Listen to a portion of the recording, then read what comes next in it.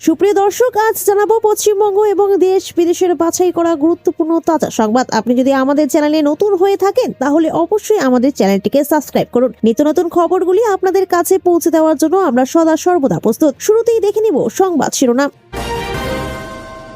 মমতা সরকারের আমলে মহিলারা নিরাপত্তাহীন, তৃণমূলকে উপড়ে ফেলা জরুরি, তীব্র আক্রমণ শুভেন্দুর। দাবি না মানলে চূড়ান্ত ভোটার তালিকাও মানবে না তৃণমূল। দিল্লিতে নির্বাচন কমিশনে 2.5 ঘন্টা বৈঠক শেষে বিস্ফোরক অভিষেক। কোন রকম অপশক্তির কাছে মাথা নত নয়, তৃণমূল কংগ্রেসের প্রতিষ্ঠা দিবসে কি বার্তা মমতার। পাহাড়ে তুষারপাত, দক্ষিণবঙ্গে আরও বাড়বে ঠান্ডা, আজকের আবহাওয়ার খবর। শাহ বললেন, মাঠে নেমে পড়লাম, সক্রিয় হয়ে নাম না করে শুভেন্দুকে খোঁচা দিলীপে। আঙ্গুল নিচে নামিয়ে কথা বলুন, বদ্ধ ঘরে জ্ঞানেশ অভিষেকের তুমুল ঝগড়া, বেরিয়ে কি বললেন তৃণমূলের সেনাপতি। সুপ্রিয় দর্শক, এতক্ষণ শুনছিলেন সংবাদ শিরোনাম, এবার আসি বিস্তারিত খবরে।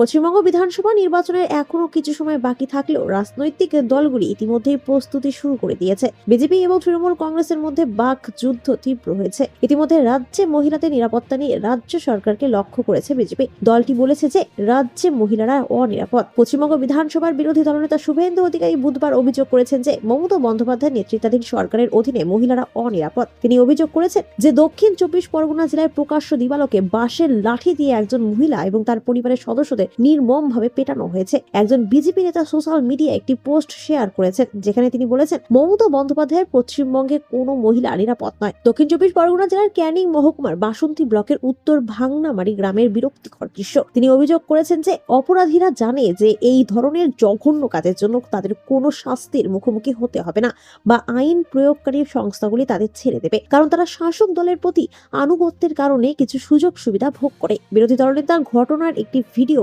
শেয়ার করেছেন যা তিনি বলেছেন যে এটি অনেক কিছু বলে। তিনি অভিযোগ করেছেন যে অভিযুক্তরা আইনের কোনো ভয় ছাড়া এই ধরনের কাজ করছে, কারণ তারা ক্ষমতাসীন তৃণমূল কংগ্রেসের প্রতি অনুগত। আরও শুভেন্দু অধিকারী বলেছেন যে বিতর্ক যাই হোক না কেন, আইনের কোনো ভয় ছাড়াই এই ধরনের ব্যক্তিদের প্রকাশ্য দিবালোকে মহিলাদের উপর নির্যাতন করা দেখে অবাক লাগে, যেন তারা জানে যে তাদের কোনো শাস্তি হবে না এবং তারা পার পেয়ে যাবে। শুভেন্দু আরও বলেন, পশ্চিমবঙ্গের নারীদের নিরাপত্তার জন্য এই নারী বিরোধী রাজ্য সরকারকে উৎখাত করতে হবে। আসছি পরবর্তী সংবাদে।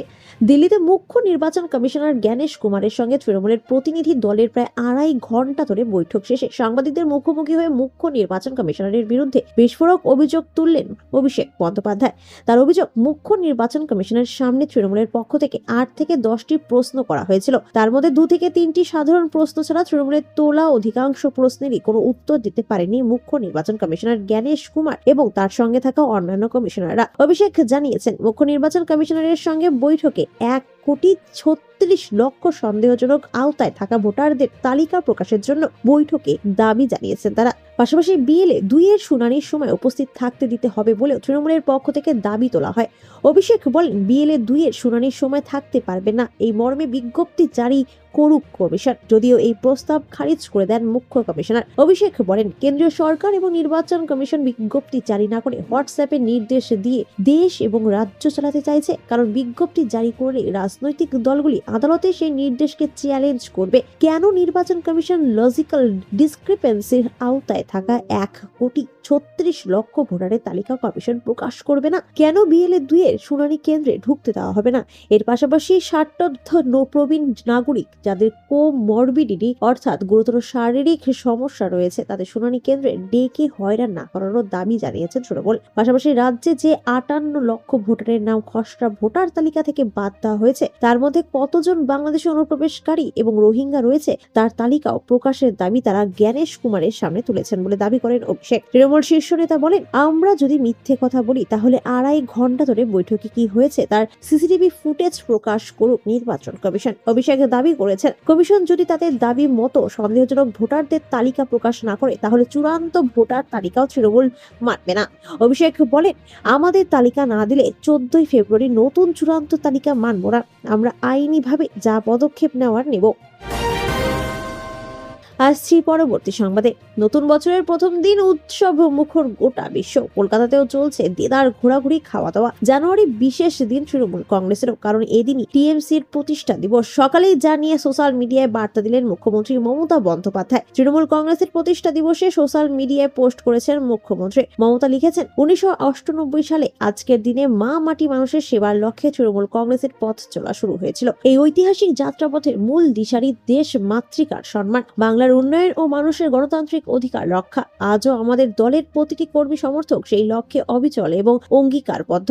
কোন রকম অপশক্তির কাছে মাথা নত নয়। সকল রক্তচক্ষুকে উপেক্ষা করে সাধারণ মানুষের জন্য আমাদের সংগ্রাম আজীবন চলবে। 2026 সালের রাজ্যে বিধানসভা নির্বাচন, যে নির্বাচনকে ঘিরে উত্তাপ বাড়ছে। আসন্ন বিধানসভা ভোটের আগে এসআইআর আবহে রাজ্যে চলছে রাজনৈতিক পারদ। 3 দিনের পশ্চিমবঙ্গ সফরে এসেছিলেন স্বরাষ্ট্রমন্ত্রী অমিত শাহ। তৃণমূলকে নিশানা করেছেন তিনি। পাল্টা বাঁকুড়ার বড়জোড়ায় পাক নির্বাচনী জনসভায় সুর চড়িয়েছেন তৃণমূল নেত্রীও। নিশানা করেছেন শাহ। তার বিরুদ্ধে আক্রমণ শানিয়ে বলেছেন, একজন দুঃশাসন এসেছেন বাংলায়। ভোট এলে দুর্যোধন দুঃশাসনরাও আসেন। ওদের চোখে দেখবে, দু চোখে দেখলেই আতঙ্ক হবে। এই বুঝি কিছু ক্ষতি করতে এলো রে? দুঃশাসন বাবু এসেছেন শকুনি মামার চেলা। যেমন তারা ঘুরে বেড়াচ্ছেন আর বলে বেড়াচ্ছেন বাংলায় 1.5 কোটি মানুষের নাম বাদ যাবে। কেন? যারা সারা জীবন বাংলায় থেকেছেন, বাংলার ভোটার। অনুপ্রবেশ ইস্যুকে সামনে রেখে 2026 সালের মমতা বন্দ্যোপাধ্যায় জম্মু ও কাশ্মীরে কি অনুপ্রবেশ নেই প্রশ্ন তুলেছেন মমতা। সেই সঙ্গে পহেলগাঁও ও দিল্লির লালকেল্লা হামলা নিয়েও বিজেপি ও শাহকে তীব্র আক্রমণ করেছেন তিনি। আসছি পরবর্তী সংবাদে। পশ্চিমী ঝঞ্ঝা শীতের পথে এসে দাঁড়িয়েছে ফের। ফলত জাঁকিয়ে শীতের প্রবাহ কমতে চলেছে দক্ষিণবঙ্গে। নতুন বছরের শুরুতেই কমবে ঠান্ডার আমেজ, বাড়বে তাপমাত্রা। আবহাওয়া দপ্তর বলছে চলতি সপ্তাহে 2 থেকে 3 ডিগ্রি তাপমাত্রা বাড়ার সম্ভাবনা রয়েছে। উত্তরবঙ্গ নিয়ে কি পূর্বাভাস, জেনে নিন সম্পূর্ণ আপডেট। আবহাওয়া দপ্তরের পূর্বাভাস অনুযায়ী পশ্চিমী ঝঞ্ঝার প্রভাবে কমবে উত্তরে হাওয়ার দাপট। আজ থেকে তাপমাত্রা বাড়তে শুরু করবে, তবে তাপমাত্রার বড়সড় পরিবর্তনের সম্ভাবনা নেই। 2 থেকে 3 ডিগ্রি তাপমাত্রা বাড়ার সম্ভাবনা রয়েছে। সর্বোচ্চ তাপমাত্রা থাকতে পারে 14 থেকে 16 ডিগ্রি সেলসিয়াসের মধ্যে। আবার দ্বিতীয় সপ্তাহে নামবে পারদ। ঝঞ্ঝার প্রভাব কেটে গেলেই ফের ঠান্ডা হাওয়া সমতলে নামবে, আবার কমবে তাপমাত্রা। জানুয়ারির দ্বিতীয় সপ্তাহের গোড়ার দিকে ফের তাপমাত্রা নামার পূর্বাভাস রয়েছে। আপাতত আগামী 7 দিন দক্ষিণবঙ্গে শুকনো আবহাওয়া থাকবে। বৃষ্টির সম্ভাবনা নেই বলে জানিয়েছে আবহাওয়া দপ্তর।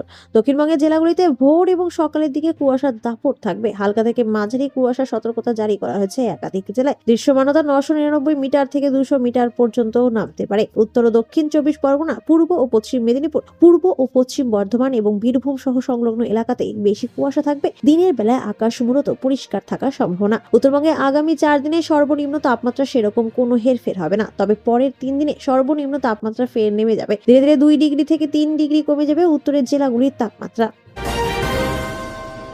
আসছি পরবর্তী সংবাদে।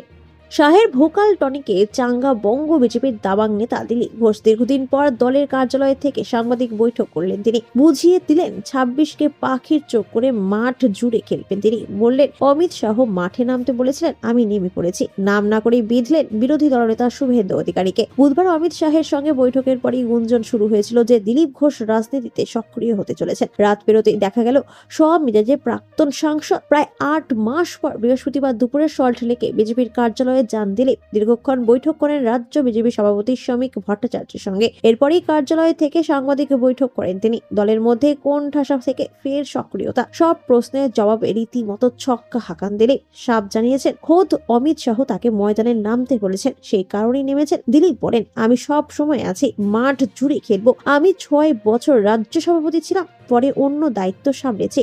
আজ শ্রমিকদের সঙ্গে কথা হয়েছে। দলের যেভাবে আমাকে প্রয়োজন আমি আছি, লড়বো। গত লোকসভা নির্বাচনের প্রচারে গিয়ে দলের কর্মীদের বিক্ষোভের মুখে পড়েছিলেন দিলীপ। তাকে কালো পতাকাও দেখানো হয়েছিল।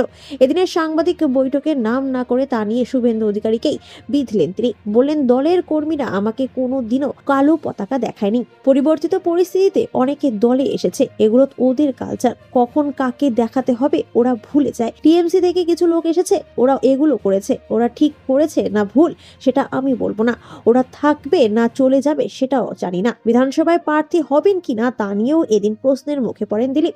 দল চাইলে নিজের কোনো আপত্তির জায়গা নেই বলে সাফ জানালেন তিনি। 26-এ কি হারানো জমি ফিরে পাবে বিজেপি?